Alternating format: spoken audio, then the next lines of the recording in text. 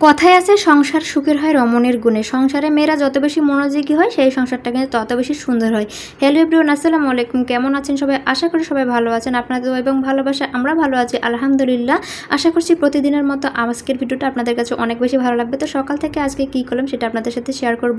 গতকাল রাত থেকে আমার অনেক বেশি মাথা ব্যথা করছিল, তাই সকালবেলা ঘুম থেকে উঠে ফ্রেশ হয়ে আদা চা বানিয়ে নিয়েছিলাম। তো আদা চা খেলে আমার মাথাটা অনেক বেশি ফ্রেশ হয়ে যায়।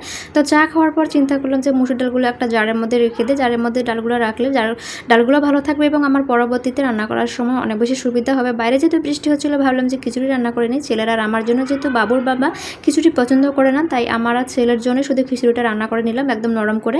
তারপর এখানে কিছু সবজি রান্না করে নিয়েছিলাম বাচ্চার বাবার জন্য, রুটি দিয়ে খাবে এই জন্য। যেহেতু আমার ছেলে ঘুমাচ্ছিল, ভাবলাম এই ফাঁকে সবগুলো কাজ করে নেই, কারণ ছেলে যদি ঘুম থেকে ওঠে তাহলে কিন্তু আমি কোনো কাজই করতে পারবো না। কারণ বাচ্চা যদি ঘুম থেকে উঠে তাহলে কিন্তু তাকে নিয়ে কোনো কাজই করে না। একা একা যারা বাচ্চা নিয়ে বাসা থাকে তারাই জানে এর জ্বালা কি। তো সকাল থেকে যেহেতু কিছুই খাওয়ানি, শুধু চা খেয়েছি, তাই ভাবলাম একটু নাস্তা করে নিই। তাই এখানে নুডলস খেয়ে নিলাম। তারপর আমার ছেলেটা মাশাআল্লাহ ঘুম থেকে উঠে গেছে, তো তাকে ফ্রেশ ট্রেশ করে দিয়ে তার সাথে খেলছিলাম, তাকে খাবার দাবার খাইয়ে দিছিলাম।